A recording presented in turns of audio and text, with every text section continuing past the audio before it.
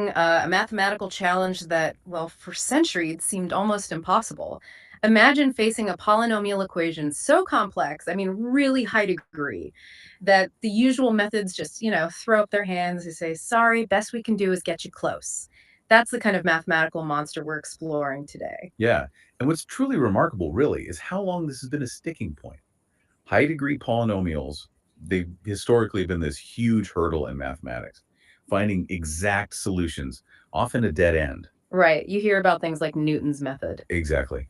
Classical numerical methods like Newton's, they offer approximations, and they can be good, but they come with these built-in risks, rounding errors, for instance, that you can't guarantee the precise answer. And there's something else too, isn't there, about solvability itself? Well, yes, there's Abel's theorem, famous result. It basically established that certain polynomials, Hmm. you just can't solve them using the traditional tools, radical square roots, cube roots, that sort of thing. It's a fundamental limitation. Or, well, it was seen as one.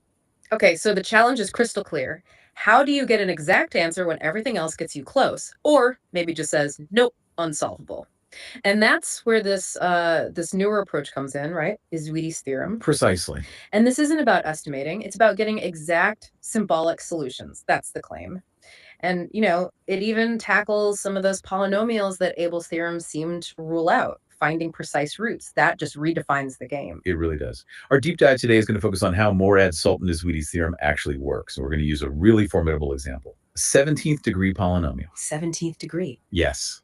I mean, picture an equation that just goes on and on. X to the 17, x to the 16, loads of terms, big coefficients. Px by 17 by 16 plus 136 by 15. Well, you get the idea. It's long, very complex looking. And we'll explore how Ezouidi's theorem systematically finds its precise roots, completely bypassing those approximation limits and the classical algebraic roadblocks. Wow, that sounds like finding a hidden master key.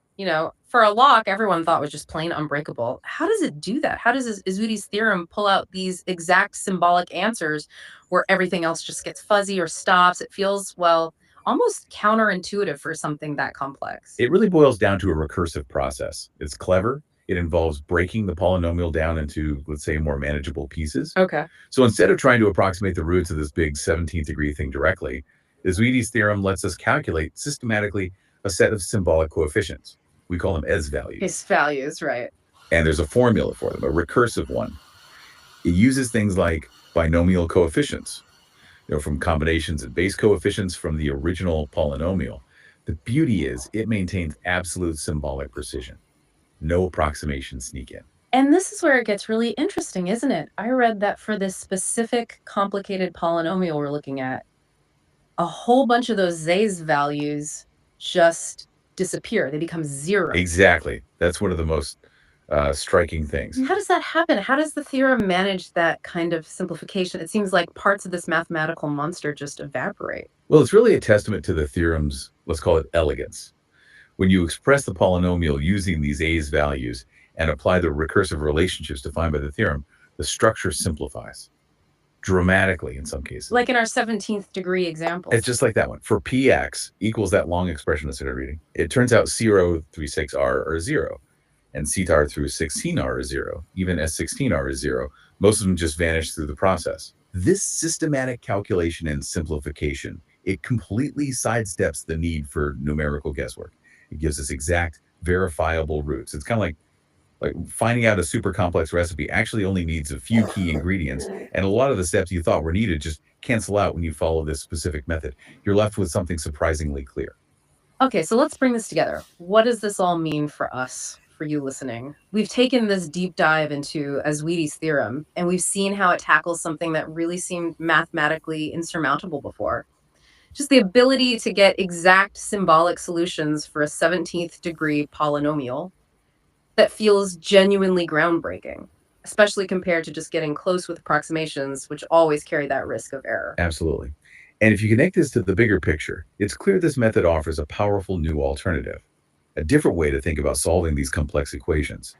By systematically calculating these recursive coefficients, using that formula involving binomial coefficients, base coefficients, earlier terms, the theorem simplifies things. It reveals the underlying structure. And for our specific polynomial, For our 17th degree example, it boiled down to a much, much simpler form.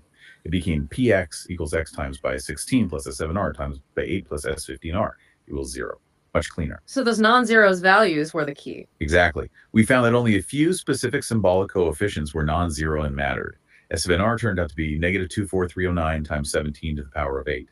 And S15R was 5324022 times 17 to the power of 16. Huge numbers, yes, but exact symbolic values. And that simplified form gave the roots. It did. It yielded exact symbolic roots. One is obvious right away, x or o. And the others came from solving that remaining part by 16 plus S7R by 8 plus S15R equals 0. It looks like a quadratic equation if you think of by 8 as the variable. The solutions involved complex numbers, naturally expressed precisely using things like complex exponentials. For example, roots look like 17 times. The eighth root of 24309 plus or minus the square root of 569611393 divided by 2, multiplied by factors related to the eighth roots of unity, like 2pi8. The point is completely exact, totally free of numerical error. So this isn't just, a neat trick for mathematicians. It really feels like a testament to how innovative thinking can shift our whole perspective on what's possible. It gives you, the listener, access to exact knowledge where before, maybe only estimates existed.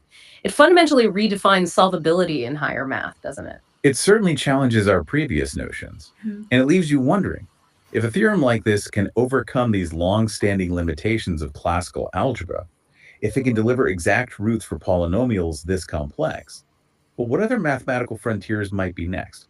What other problems out there currently tagged as unsolvable or only approachable through approximation might just be waiting for a similar kind of breakthrough?